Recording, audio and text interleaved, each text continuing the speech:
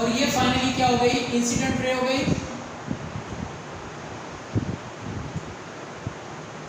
तो जब एक लाइट एंटर करती है from air to a glass, ये बेंड करती है, क्योंकि हमने आपको बताया एक मीडियम से दूसरी मीडियम में जाएगी, लाइट ने अपनी डायरेक्शन चेंज करनी है।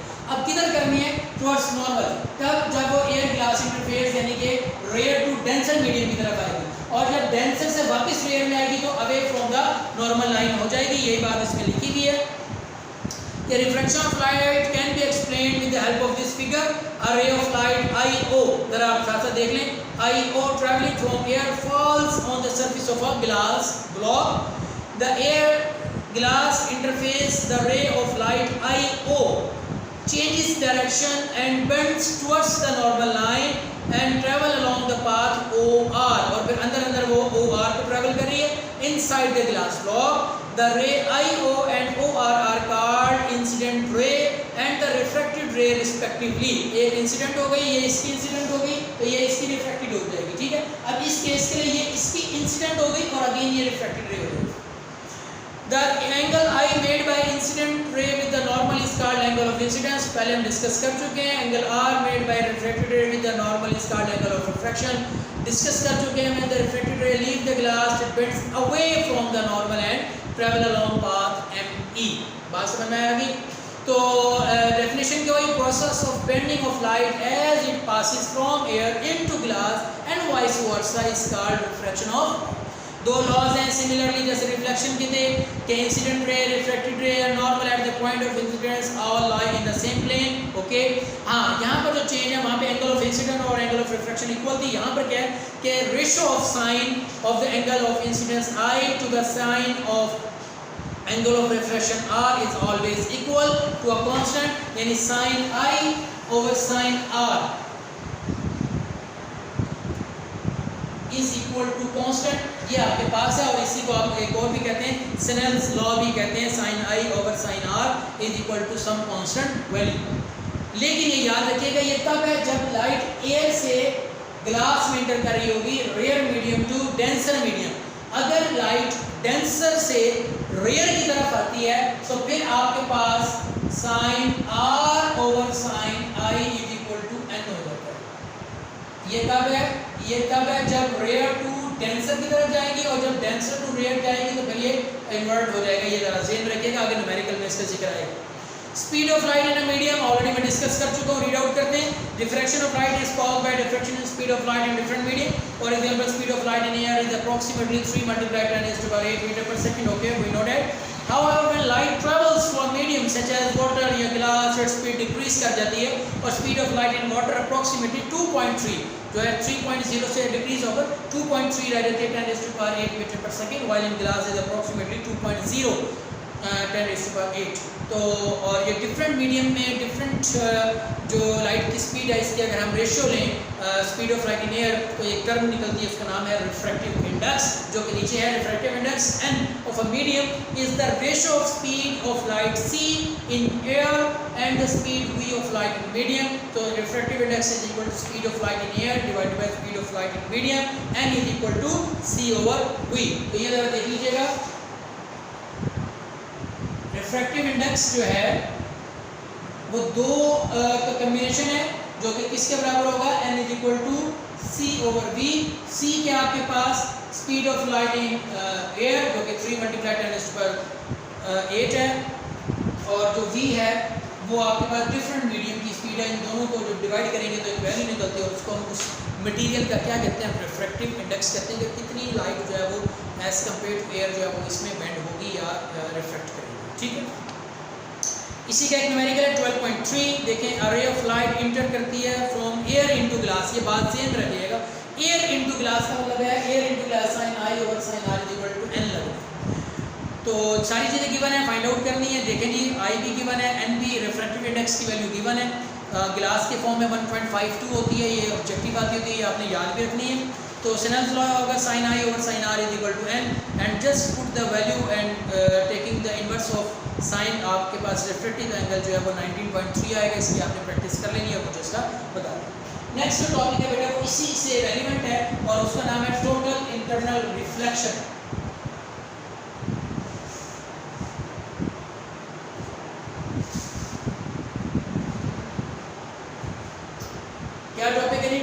Internal reflection.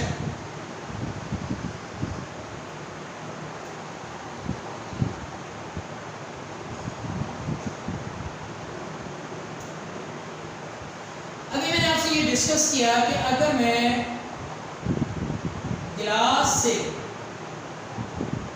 मैंने गिलास बनाया, गिलास से लाइट को बाहर निकालता हूँ तो वो अवे फ्रॉम द नॉर्मल होती है। यही हमने पढ़ा, गिलास से एयर में जब जाएगी अवे फ्रॉम द नॉर्मल। इसका मतलब ये हुआ कि अगर ये कोई एक रिफ्लेक्टेड रे है जो कि एंगल बना रही है आई, तो ये कोई इस तरह करके आर के साथ,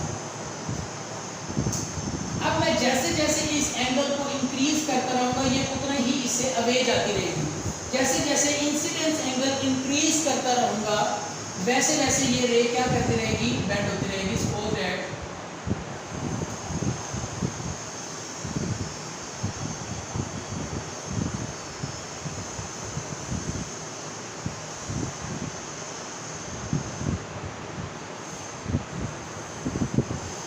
ये बेंड हो गई। अब मैं इसको मजीद बेंड करता रहूँगा तो ये मजीद बेंड होती रहेगी। होगा क्या, एक ऐसा वक्त आएगा कि ये बेंड होती होती होती होती बिल्कुल इस ग्लास सरफेस के ऊपर आ गई। मेरी बात को फॉलो करें, इंसिडेंट एंगल बढ़ाऊंगा, reflected ray away from the normal जाती रहेगी जाती रहेगी, जैसे जैसे इसको बढ़ाता रहूंगा ये भी जाती रहेगी बढ़ा। एक ऐसा वक्त आएगा कि ये जो एंगल है ये इतना बढ़ जाए कि रिफ्लेक्टेड रे बेंड होती होती होती 90 पर बेंड हो जाए। कितने पर बेंड हो जाए, 90 डिग्री पर बेंड हो जाए।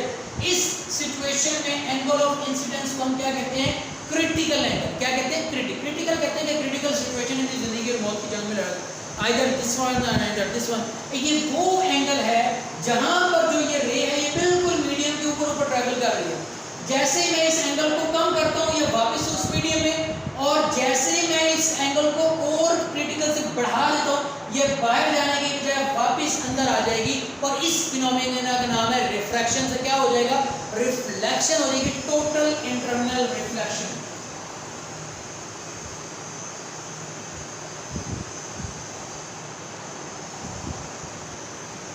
ये और अब ये क्या कहलाएगी, रिफ्लेक्टेड रे। ये क्या थी, अभी रिफ्रैक्टेड रे थी, अभी ये भी रिफ्रैक्टेड रे है, लेकिन ये क्या हो जाएगी, रिफ्लेक्टेड रे हो जाएगी। और इस फिनोमेना को हम क्या कहते हैं, टोटल इंटरनल रिफ्लेक्शन। दो पॉइंट्स हमने डिस्कस किए कि अगर एंगल ऑफ इंसिडेंस इंक्रीज करते रहते हैं तो जो रिफ्रैक्टेड रे है वो अवे फ्रॉम द लाइन जाती रहती है नॉर्मल, और अगर हम इतना ले जाते हैं कि वो बिल्कुल 90 पर बेंड हो जाए, उस पोजीशन को हम कहते हैं, उस एंगल को क्रिटिकल एंगल। और क्रिटिकल एंगल की डेफिनेशन यही है कि जहाँ पर इंसिडेंट रे या रिफ्रैक्टेड रे जो है वो 90 पर बेंड हो जाए, उस एंगल को हम क्या कहते हैं, क्रिटिकल एंगल। और अगर हम इंसिडेंट एंगल को क्रिटिकल से भी इंक्रीज कर दें तो फिर लाइट रिफ्रैक्ट होने की बजाय वापस उसी मीडियम में आ जाती है, और वापस उसी मीडियम में आने को रिफ्लेक्शन कहते हैं। तो इस फिनोमेना को हम क्या कहते हैं, टोटल इंटरनल रिफ्लेक्शन। तो थोड़ा डिस्कस कर लेते हैं। When a ray of light travelling in a denser medium, travelling in a denser medium enters into a rare medium, यानी कि डेंसर से रेयर में आई, it bends away from the normal, the angle of incidence increase, the angle of refraction also increases. For a particular value of angle of incidence the angle of refraction becomes 90. ये सारे diagrams आपको बनेंगे। The angle of incidence that cause the refracted ray in a rare medium to bend to 90 is called critical angle. When the angle of incidence becomes larger than the critical angle, no refraction occurs.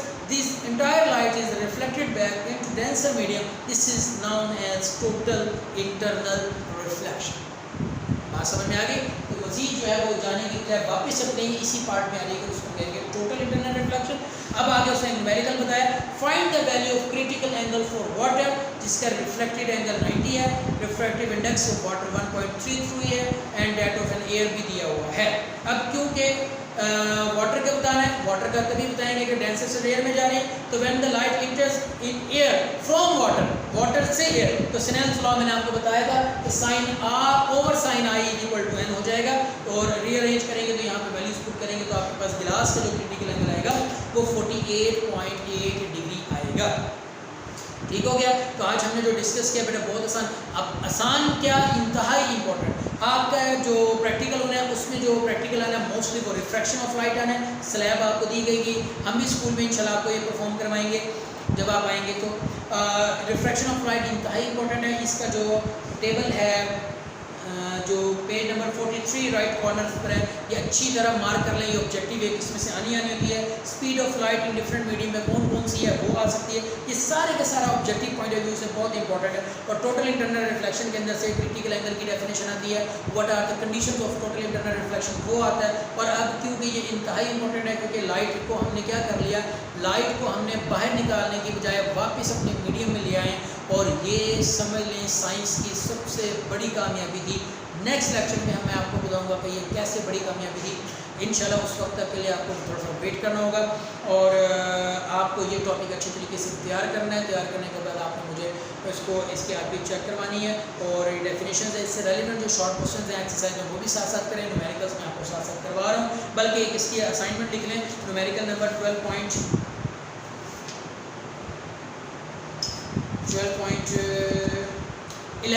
12.11 आपने खुद करना है।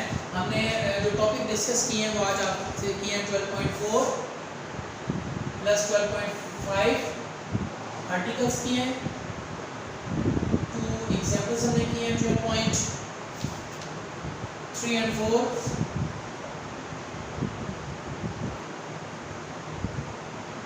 और मैंने आपको 12.11 numerical assignment दी। ये आपने करना है बिल्कुल इसी तरह। आपने बस ये ध्यान में रखना है कि एयर गिलास इंटरफेस है या गिलास एयर इंटरफेस है।